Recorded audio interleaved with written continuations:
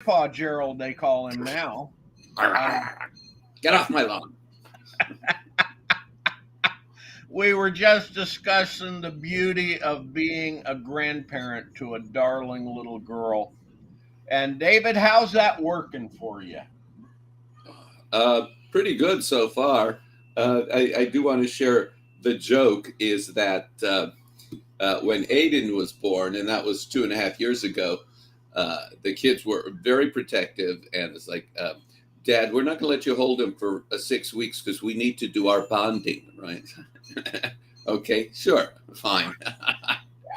uh, about 3 days in, Elise goes, "Here, you hold her. I got to go pee."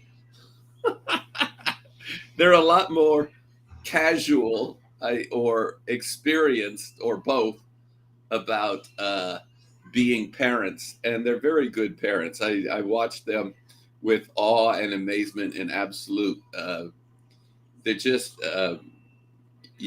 Sean plays with Aiden, Elise plays with Aiden, but there's always a bit of learning involved. You want me to read this book? Okay, put this one away. And when Sean, and every night at bedtime, Sean reads to Aiden, and they go through the book. He doesn't just read it; he says, "Show me the flower, show me the bunny." So Aiden he's really he's way ahead of where you expect a kid to be, because Sean and Elise are being really great parents. It's just it's there's a conversation that Sean and I have had about the cycles of abuse. And one article I read one time said it can go for 12 generations. But Sean and I have talked about these cycles, and of course, he was in foster care. And we've broken that cycle.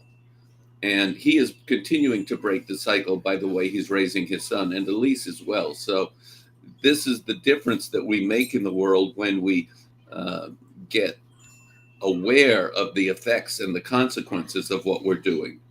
So I'm over here just kind of experiencing sense of wonder on a very human scale, and I'm very lucky that way. Uh, so And um,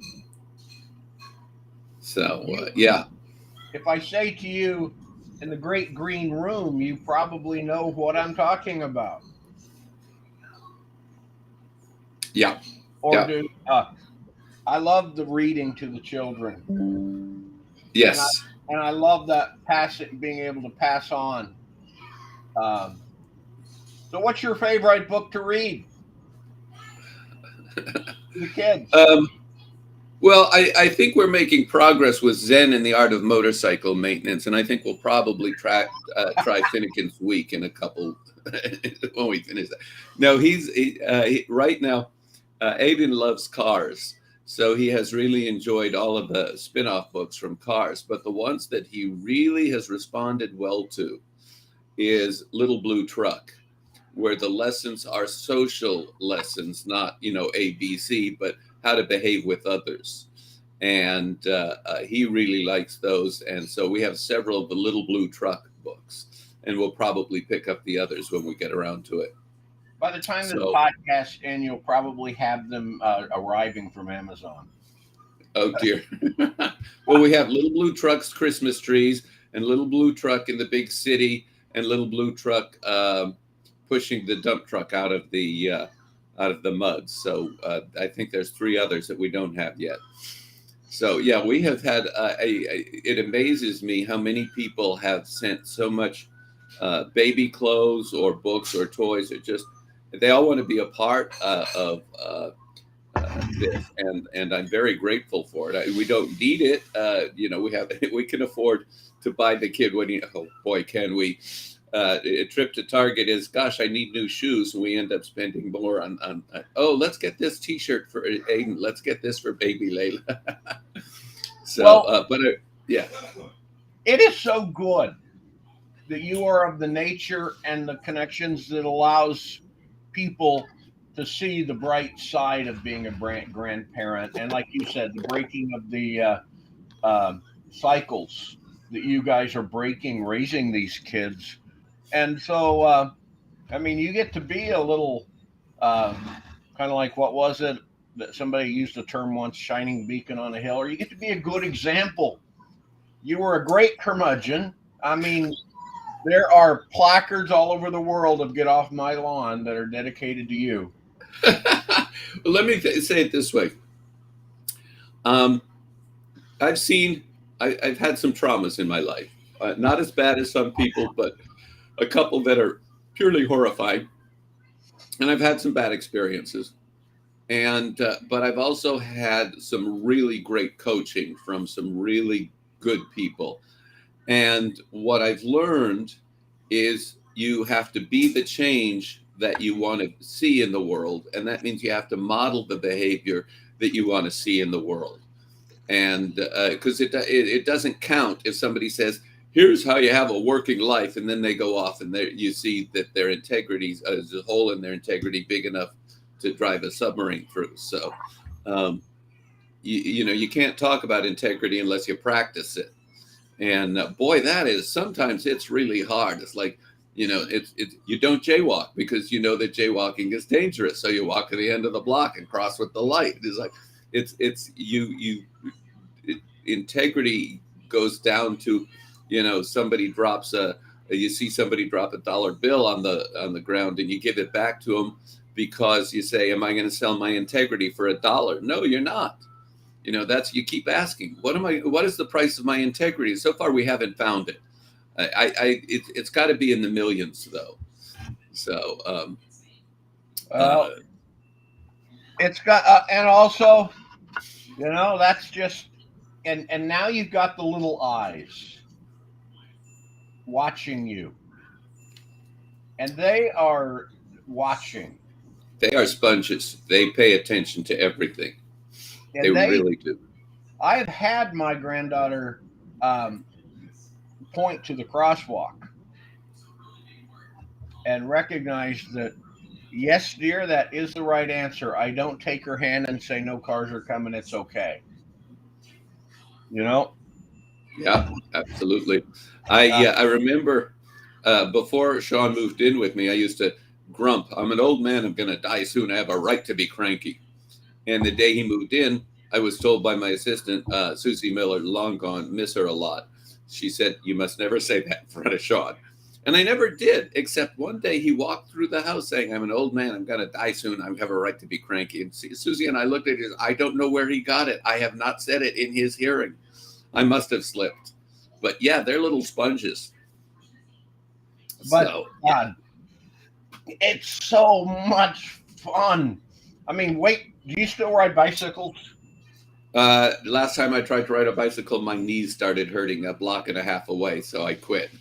I used to ride a bike everywhere. I still have great legs, but I don't have, because I fell out of the habit, that I have to rebuild the muscle memory. And so, I'm almost 80 years old. I don't think I want to get back on the bicycle. If I fall down, I'll break something. I'll recommend a three-wheeler. That's actually, I've thought about that, especially one with a little motor in the back. Hey, they make them. I tell you, I got on a three-wheeler. You know, I thought they were clunky. I got on one up at the bike store in the Uptown, and it was as smooth riding as any bike I ever had, and I actually wanted one. We're planning a move to Vermont sometime in the next year. I hope by the end of summer. If not this summer, then next. It just, we had a lot of projects that we have to finish first. But yeah, that's when I'm going to look at the three-wheeler.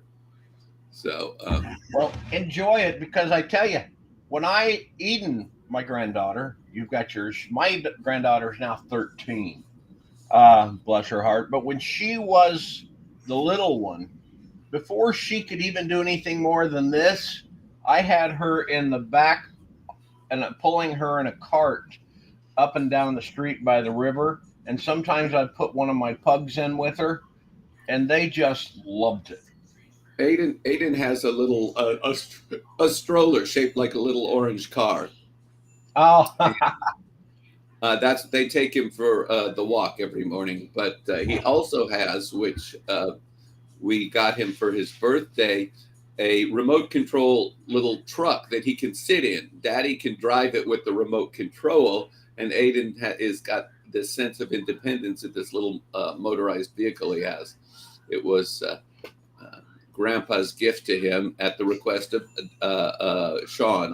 I don't. My rule over here is I don't do anything without the parents' permission, and I don't buy anything without consulting with the parents. So, except maybe a T-shirt or something like that. Wow. But I Yeah, do know what there are those. they're the parents. I'm not. I am the innocent bystander in this. But as it sounds like you're going to get to develop where your sense of freedom with the granddaughter is going to be a little better than or greater than your, you know, I Well, it's a question of what the parents, what the context that the parents establish. And I expect by the time she's 3 or 4, we will know she will have a very interesting personality, because if she takes after either her mommy or her daddy, she is going to be hell on wheels. Um, she neither of them are doormats or potted plants. And I expect her to be independent and say what she wants and needs. And I expect to hear, "Grandpa, that's not the way it's done," at some point. So, well, which would be fine. I want the kids to learn how to be independent. my granddaughter, I would hand her my phone or back earlier even the Garmin, and she would be my navigator, which was a great. I thought it was a fun lesson for her because she could set the path. She knew the path, she could see it, but she got to be the person to communicate it. Yeah, I've noticed that Aiden is very good about relating what's in the book to what's in his room. The other day, we were reading a book about Nicholas the bunny. Well, Sean was reading it, and Aiden went and got his stuffed bunny to hold while, and he'd point to the bunny in the book, and so he was relating what was in the book to what was in his life, and he's done that with other things too. So, um, he really smart little guy, and anyway, we have talked about kids for a while. Let us move on to something else. Oh, I'm By the way, sorry. I There, want to say I've been reading the chats that go down the side of the screen, and a couple of people have said you learn more about yourself than you do about your kids when you listen to them, watch how they react. You will. It says listening to how your children react to the physical, emotional, intellectual, and spiritual environment you built for them will tell you more about yourself than any therapist can. I think that's really, really insightful. Thank you, Ellen Killian. That is really insightful. So the other one from Cheryl Alexander, if you want to know what you really do, listen to your children play. So yeah. So yeah, they yes, like to kid talk. So, can I ask you a question? The You won the Heinlein Award last year, right? The year yes, I before, did. and And this year's winner of the award is John Scalzi. So I'm in good company. so is he. But yes, I just thought we'd bring that up and give a call out to John. I met him for the first time at WorldCon. Uh, He's a wonderful, wonderful guy. He's funny. He's got a great attitude. He's charming. I like him a lot. I love him a lot. He is just fun to be around, and he's smart and insightful. And I had a question about something. We were at a convention in Columbus, Ohio, and we went out. We were sitting and chatting, and I asked him about something that was bothering me, and he gave me a lot of really good advice, and told me about some stuff that goes on backstage that I didn't know about. So I really appreciated that information. yeah, it, it seems like that must be the criteria for the award. The Being a but nice guy, I think you have to be a good writer too. Oh, come now, sir. Um, I will admit I haven't read everything you've written, uh, but I do enjoy what I have. And sorry, I'm still thinking about the. It made me think of that killer dinosaur where everybody is trying to get back to the transport ring or Yeah, something. Death Beast. Death Beast. Death Beast, yeah. It was almost a movie. It was almost a movie, and the director, who was not the sharpest marble in the jar, um, said, "I found a great cave. I want you to write it into the script." I said, "I have spent a long time structuring this script to your needs, which is start with 8 characters and kill off as many as possible early, so you can only pay them day players, because it was a very low budget operation, and so that it's about and I've structured this like Jaws, so the suspense builds up, and what you have just described is a scene that throws the entire picture off purpose. There's absolutely no place for it." He says, "But I found this great cave, and the dinosaur tiptoes out of the cave." And I said, "You know how a dinosaur tiptoes? A 9-ton T-Rex? Boom, boom, boom, boom." And he says, "Yeah, but I found a great cave." I said, "Forget the great cave and tell a great story." He says, "No, if you don't," he says, "you got to put the cave in." I said, "I'm not putting the cave in." He says, "Then you're fired." I said, "All right," and took the script back. And he had like 2 weeks to come up with an alternate script. And they came up with Planet of the Dinosaurs, which is, I will tell you this, the stop motion animation was very ambitious for the time. This was like 1974, very ambitious. And Steve Serkis, who was a great dinosaur person, he built a lot of dinosaurs later on for the museums in, I think, Cleveland. And Jim Opperly, who is still working in special effects. But the script and the acting and the directing is, let me tell you this, Gene Warren Jr., who did the animation, stop motion animation for Land of the Lost, and he did it in a hurry. He was working long hours, because stop motion animation is not an easy job. And he and I were invited to the premiere, the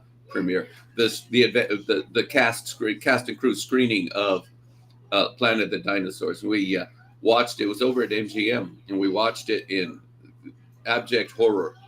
And as the credits were rolling up to the end, Gene whispers to me, "Let's get out of here before he asks us what we thought." Oh, here, baby Layla is going to make her mandatory appearance. Oh, So those of you who, is this a gorgeous kid? Is this a gorgeous kid or what? oh Yeah. my God. 5 weeks old today, I Where's think. Owen? Yeah, Friday she is. Yeah. Huh? So, and by the way, that is the nanny. No, that's Elise. I think I qualify more than just a nanny. She is the greatest mom that kid could have. Anyway, she's great. I love her. She is Sean could not have found a more perfect wife. She is wonderful. She's got a great sense of humor. I think she keeps us all grounded too. That's important. Yeah. The Barbaro gives you an awe. Yeah. Let me say something. I learned in 2 different places.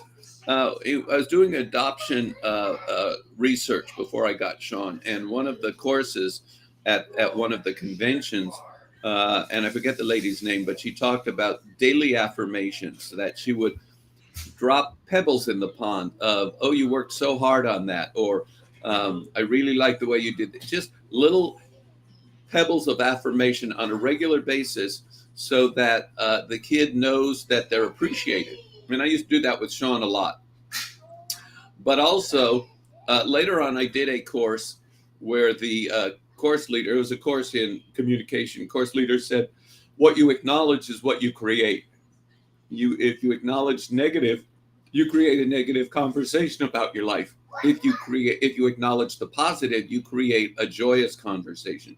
So, one of my ways of staying mentally focused and healthy is to acknowledge the positive and give affirmations everywhere, because I've noticed for myself, if I don't get in positive interaction, I start getting grumpy and depressed, and and when I'm chasing people off the lawn, I'm not enjoying it.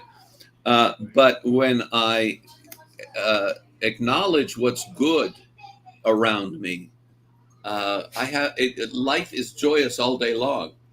It's a trick in managing your conversations, because we live a lot of times we're unconscious to what's going around us. So, and the motto is, if you don't own it, it owns you. So owning the conversation is to continue to acknowledge be the change you want to see. Continue to acknowledge the positive. So I think that's the reason I've lived so long. It's I'm too lazy to die. I don't know. Well, I don't know. I think that, I mean, that little message you gave on the daily positive affirmation, and that which you acknowledge is what is, and the pebbles of affirmation, those are such critical things. I don't care if you're a boss at work, or you're a husband, or you're a wife, or you're a parent. Those are nuggets that you need to be reminded of that stuff every day before you forget. And also, you want to notice the acknowledgments you're getting from the people around you. When I was working for Gene Roddenberry, I knew where his head was at when he had gotten $1 million bonus, literally $1 million bonus from Paramount, and he had bought himself a $100,000 yellow Rolls Royce. When Christmas rolled around, I got a $15 bucket of popcorn from him as a present. Meanwhile, I was writing the production Bible for the show and was doing a lot of producer level work, and he was treating me like I was a clerk. I thought, okay, I know where you're coming from, Gene. I know who you are now, because what you do is how people know you. Not what you say. What you say is the performance you're putting on. What you do is how people know you. Yeah, and that, the other one, the one that goes with that, and when somebody shows you who they are, believe them. Yeah, oh yes, yes. So, all right. I had an insight this morning because we talk about politics a lot, and I want to share something. I was thinking about the Republican Party has gotten weird. It wasn't just Louis Gohmert, and it would go back to Jesse Helms, who was known as Senator No, and William Proxmire, who had his golden finger of whatever. Golden Fleece Award. Yeah, the Golden Fleece Award. But now we have Louis Gohmert, who is no longer the stupidest person in Congress, because it's a battle between Marjorie Taylor Greene and Lauren Boebert and Matt Gaetz and this other one, George Santos, who if he said it was a beautiful day, I would get my umbrella and raincoat. So, and then of course the titular head of the party, still the former guy, who is such a fraud, phony, criminal, etc. You have to wonder what is going on with the party, and putting all that aside, the Republican Party has become monolithic. That they have a rule that all the representatives have to vote as a block, all the senators have to vote as a block, and they don't negotiate. And somebody pointed out, and I think this is very interesting, is that this is partly the effect of the evangelicals. If God is on your side, you don't negotiate, because the other side is Satan. If you are, one of the forgiven and one of the blessed, and it's like, we are the religious right, the religious self-righteous. We don't have to compromise. So they vote as a block, and the Republican Party is a monolithic cult. And to the extent that even those who want to be independent within the party and vote their conscience can't, or they get purged. They get primaried from the right side, from the radical side. And they can't afford to get primaried, because then they lose. On the other hand, to understand the Democrats, they are not a monolithic, the Republican people who are in the Republican cult see the Democrats as a liberal cult, and they're not. And what brought this on is I saw a conversation in the comment thread of somebody else's post, which had me very busy blocking the fanatics. People who talk about the Democrats, and it's like, okay, yeah, I know where you're coming from. And people are accusing President Obama of being a communist, that kind of stuff. It's like, dude, really? And but the Democrats, to understand the Democrats, you got to go back to Reverend Jesse Jackson's speech at the Democratic convention when Bill Clinton was running for president, and he gave the Grandma's Quilt speech, and he said, "Over here, your patch isn't big enough, and over here, this group, your patch isn't. Teachers, your patch isn't big enough. LGBTQ plus, your patch isn't big enough. It's so and so." But when we put all these patches together, we get a quilt that keeps us all warm. And he says that's what the Democratic Party has to be, is a coalition of separate interests: labor, teachers, seniors, and so on. And this is what the Democratic Party is so that what happens in any Democrat, and I know my congressman, he's very smart. He's been trained as both a lawyer and an accountant. So he's very, very, he is an asset to this current Congress, to any Congress, Brad Sherman. And what happens when the Democrats have to put a bill together, there's a lot of negotiation back and forth. And so this is why the Democrats are very skilled at passing legislation, is that they know how to negotiate with each other, because they've had to put all these separate patches of the quilt together. They've had to negotiate, okay, you want marriage equality, and over here you want a raise in the minimum wage, so we'll cooperate. And over here you want this, so we'll create a coalition of all these separate things that work to make a better country and serve all the special groups. And so they're by the time they get to Washington, D.C., they're pretty good at negotiating and compromising to reach a consensus with a passable bill. So you have two very different attitudes in Washington, D.C., and they do not work well together. The Democrats have learned the hard way that you cannot talk about bipartisanship with people who don't believe in it. The Republicans have my way or no way at all. They would rather, and the Republican Party has, since the era of Reagan, abandoned its principles of, if a law is passed, our job is to uphold it and make it work, and maybe tweak it to make it work better. They've abandoned that. If a law is passed that we don't like, we're going to repeal it. And they've been trying to roll back and repeal everything all the way back to Roosevelt's New Deal. And in fact, Kevin McCarthy had to come out and say, oh, we're not going to touch Social Security or Medicare, which to me is a warning flag, because when a Republican says we're not going to do something, it's on the table. Well, frankly, and this will be an interesting discussion maybe, we've got to do something about Social Security, because when Richard Nixon, I think it was, decided it was okay to tap into the Social Security Trust Fund to fund our government, and we suddenly started, Social Security became part of our basic tax base for funding the military. Yeah, we're getting taxed twice. You get taxed on your income, and then you get taxed again on that money that you've already earned in your Social Security. You're getting taxed again on it.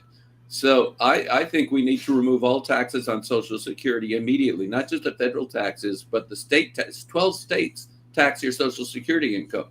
I believe that is an attempt that weakens Social Security. You let seniors have money, they will spend it.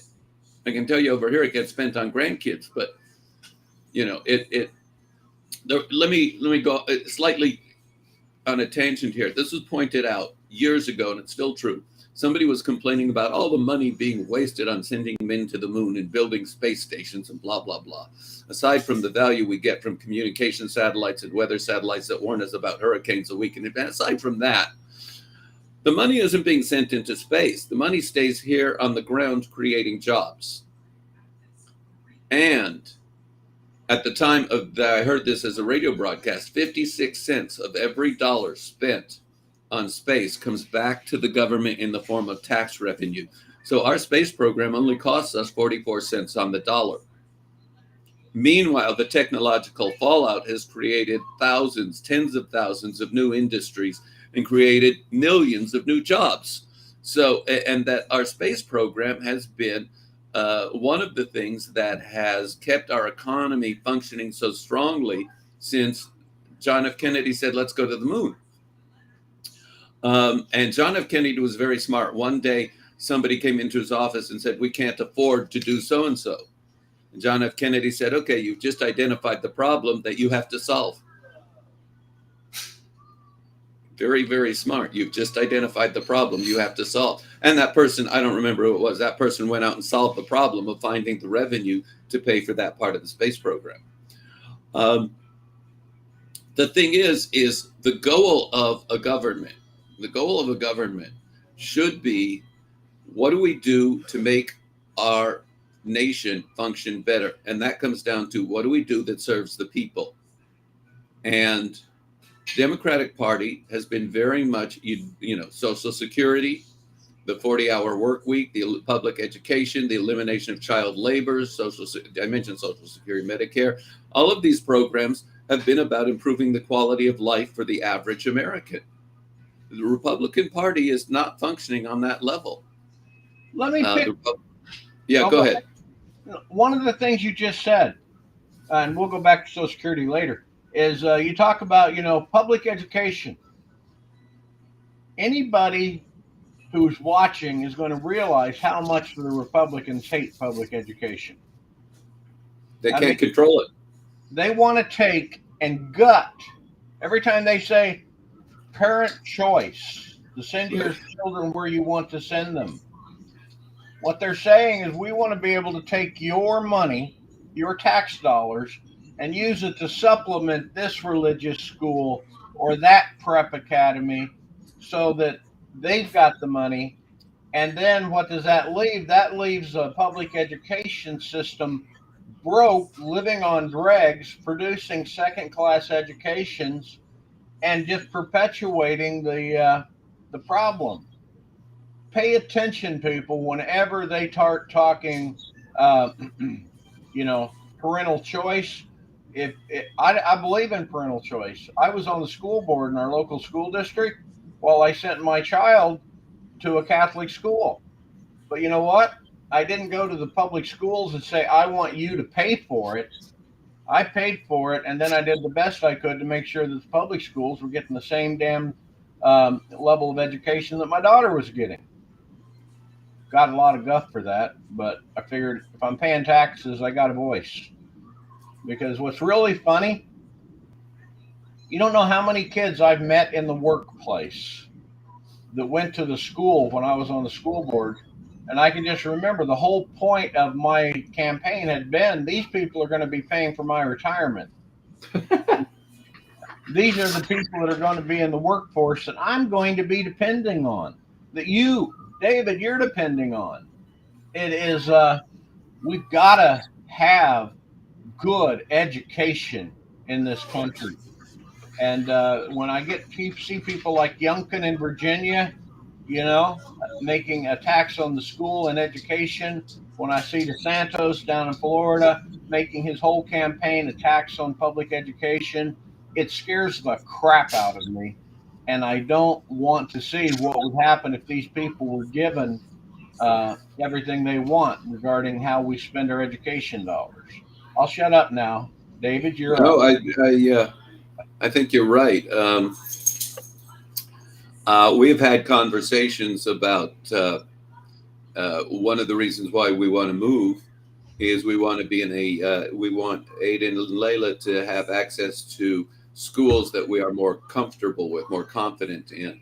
The decision for Vermont, I want to be on the East Coast so I can visit friends on the East. Sean wants to be able to play in the snow. He also wants to be, Sean is, Sean would prefer to live in a more rural environment than a city. He's not coming, and so would I.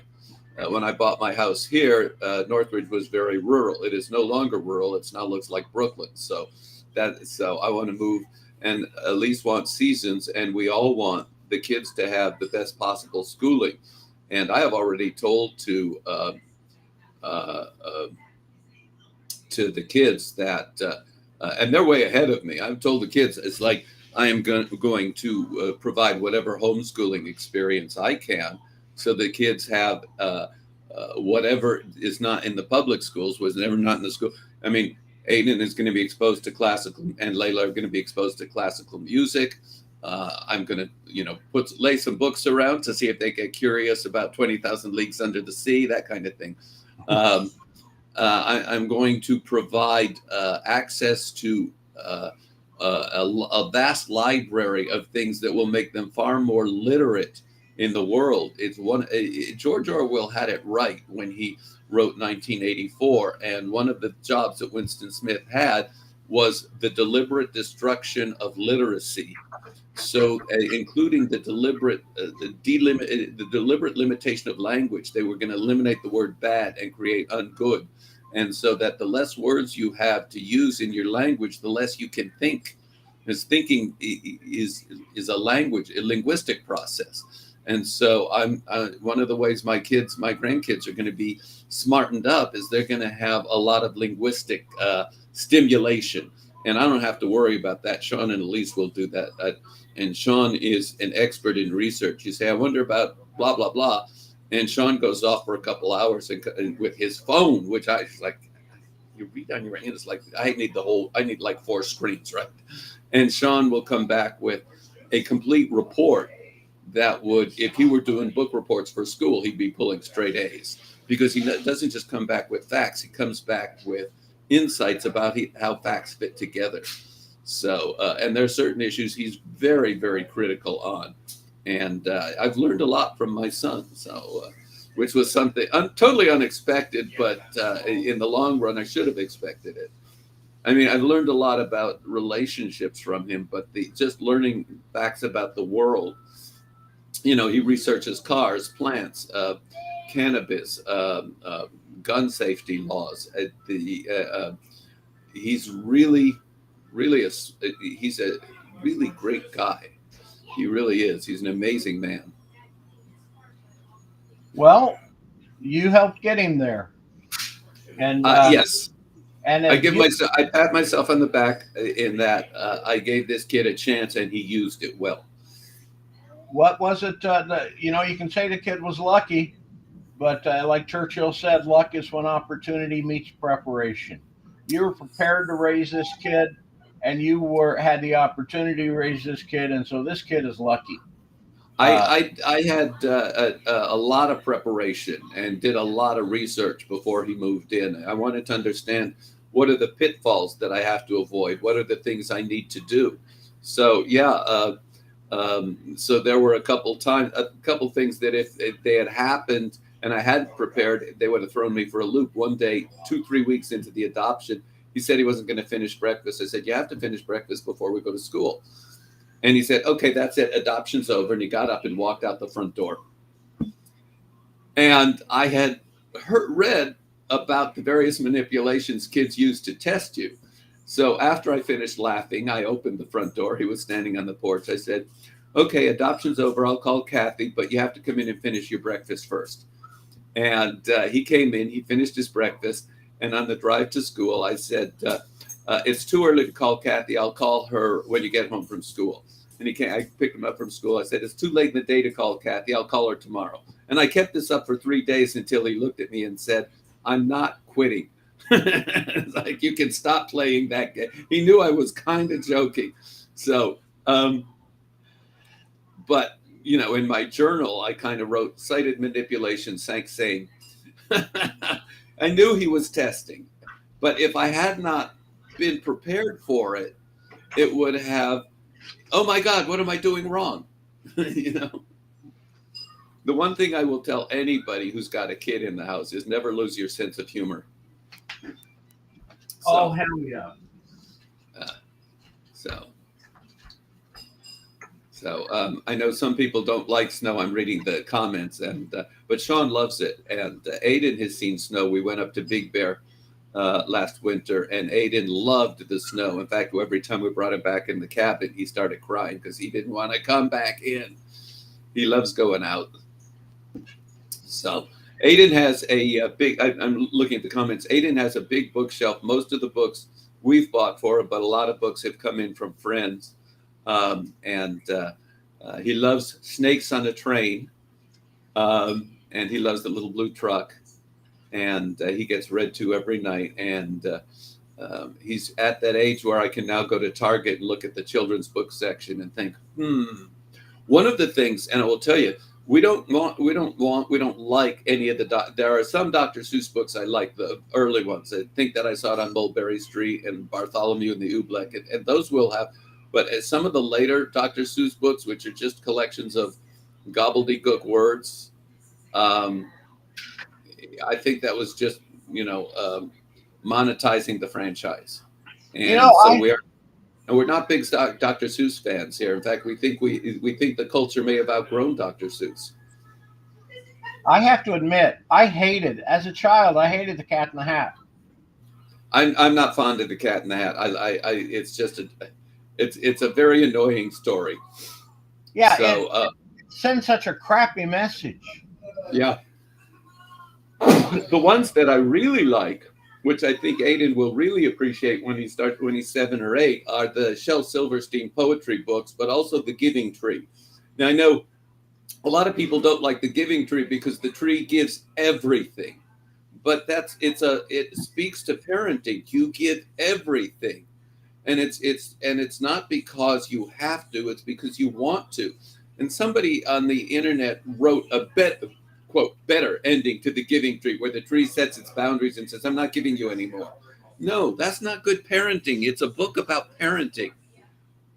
It's a book about generosity. It's a book about giving your all. And yeah, it's disturbing. The tree ends up as a stump. But the kid, who's now a grown-up man, still has a place to sit on the stump. There's a relationship.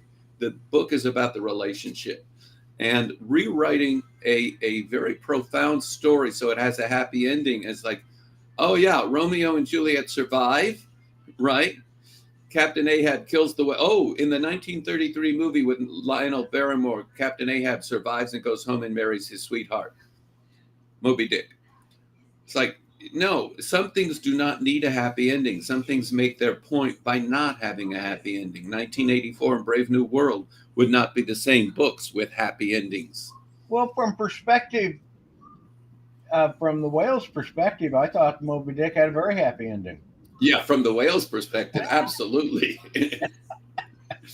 Yes. God, that annoying son of a bitch is gone now. But yeah. But I had a chance to see the 1933 version with, I think it was Lionel Barrymore or John Barrymore, one of the Barrymores, Ethel Barrymore, as Captain Ahab. And, it wasn't Moby Dick. It was a movie about somebody killing a whale and going home to his sweetheart. It's like, why? And some of the movies that were made in the 30s and into the 40s were brilliant. The novelization, they took the novel Tale of Two Cities and The Hunchback of Notre Dame and several others, classic stories, and they were true to the book and true to the theme of the book. But when Hollywood thinks, when you get one of those executives who says, well, an audience needs a happy ending or we should fix it, it's like, run from the room. One of my favorite stories is they used to do these 1-hour dramas on television in the 50s. And the writer was working on a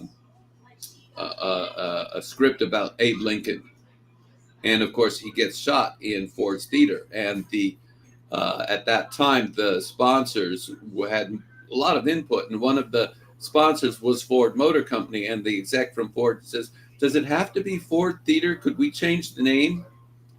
And the writer got up, left the room, picked up the phone, called the Writers Guild, and said, if I retired today, what would my pension be? And they told him, and he said, okay, I'm retiring. And he went home and never went back to that meeting.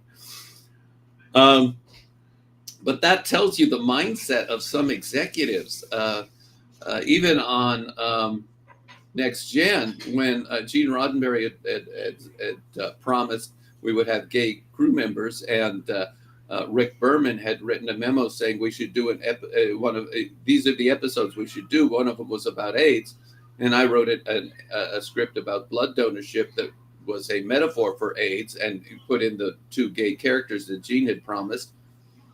And Rick Berman promptly wrote a memo saying we can't do this script because we're going to be on at 4 in the afternoon in some markets, and mommies are going to write letters.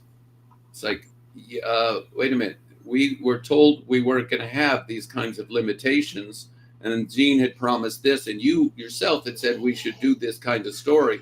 It's like, so I quit that show. It's like, if I'm not going to be allowed to write stories that Star Trek was promised we could, I'm not going to be there. And I cost myself a lot of money.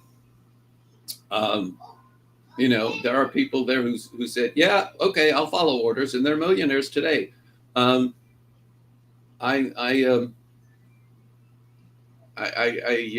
just reached a point where I said, I can't deal with this anymore. Yeah, anyway. It turns out that may have been the right choice for me, because now that I was at home writing my own novels and getting back in touch with what I wanted to write, I also had time to adopt a kid. I would not have had time to adopt a kid if I'd have been working full time at Paramount. So thank you, Rick Berman. But look at the bright side. Given the opportunity between having that little cherubic face held up in front of the camera and sitting there and looking at your image for Star Trek, the 4th generation, I think you made the right call. Oh, yeah, I would not go. I do not regret my decision.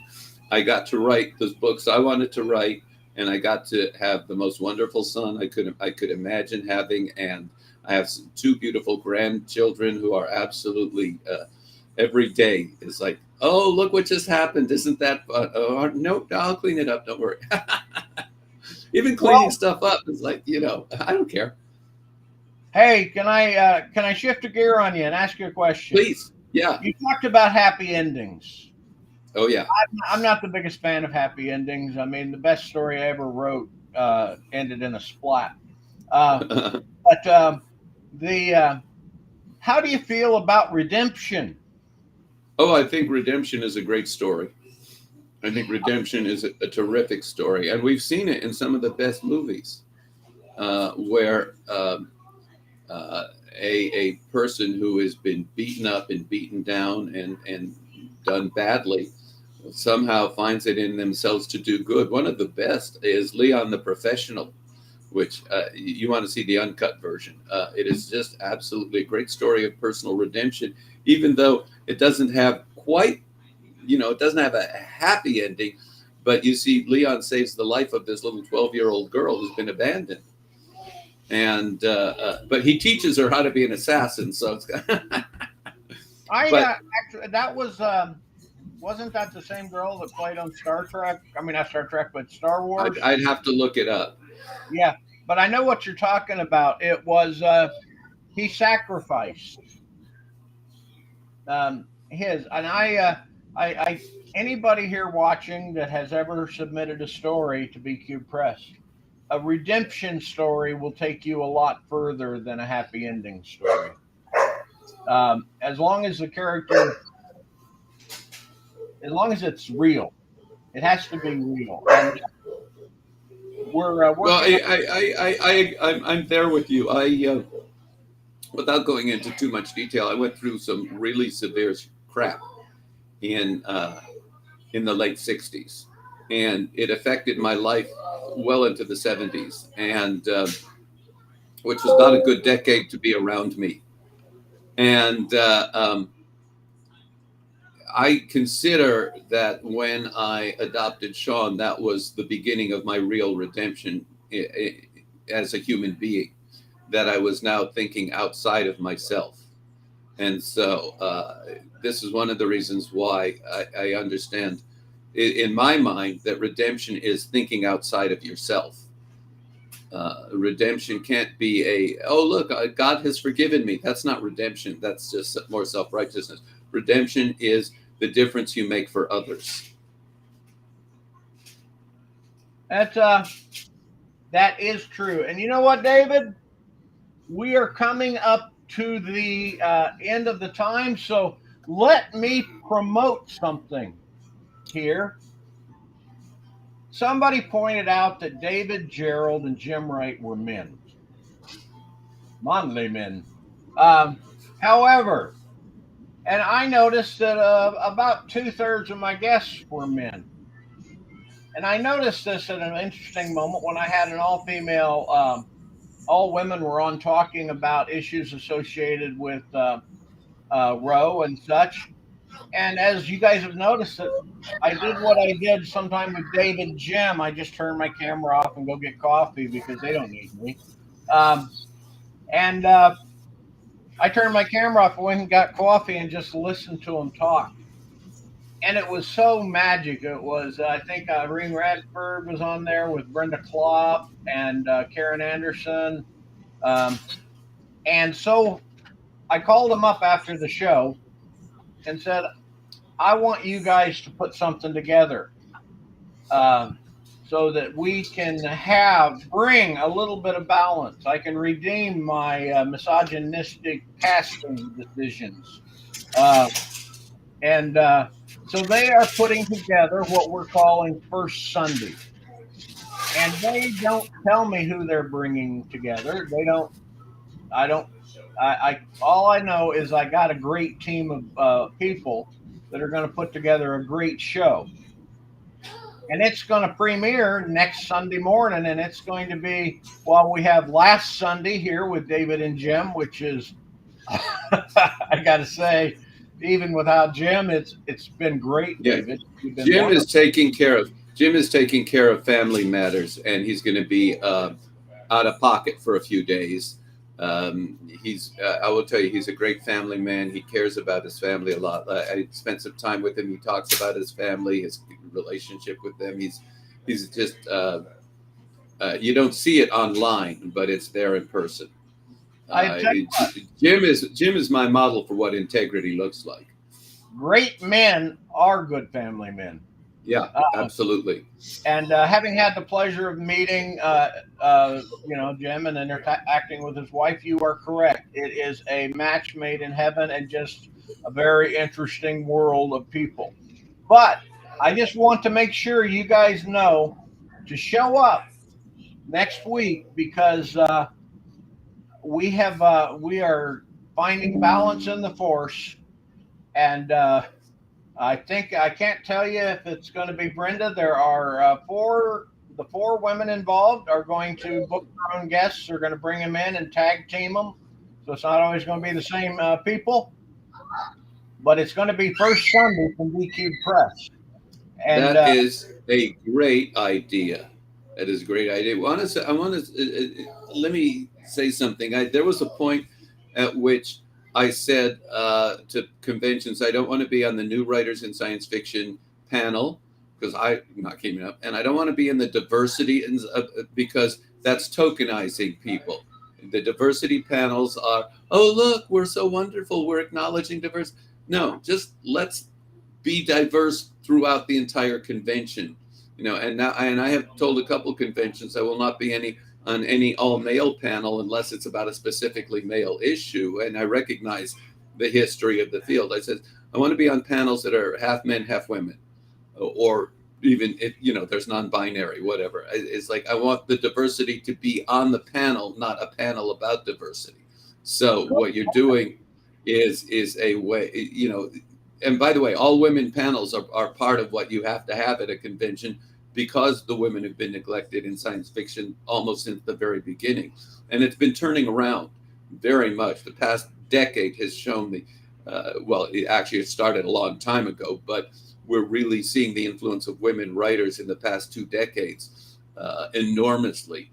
And it makes for a stronger field. It makes for, they're taking us places in the field, in the genre in our culture and our society that we could not have gone otherwise. So I applaud you, and I will. If I'm up that early, if I'm off life support, I'm going to tune in. And so tune in next week for that. And I thank all of you for coming and enjoying Mr. Gerrold. And I would close with just a reminder that what tell me the part about pebbles of affirmation, and just remind us of that, Dave, would you, David? All right. It's very simple. You go through life. Life is a river or a pond or a lake or whatever. What you do is you throw pebbles in, and pebbles of affirmation. You might see they might disappear without a trace, but you might also see the ripples spreading out. And everybody, all of us, every human being needs these little moments of affirmation. Even if we don't react with a thank you, even if we don't react immediately, it sinks in, it gets heard, and we all need to know that we are appreciated, that our work is appreciated, that our just being in the room is appreciated. We don't deal well with negativity or being ignored or being put down, or we don't deal with toxicity well. And so those little pebbles of affirmation make a much bigger difference in a person's life than we are aware of. And it doesn't take much effort to say, wow, look at that, you worked so hard on that, or thanks for doing the dishes, or just thanks for holding the door for me, thank you.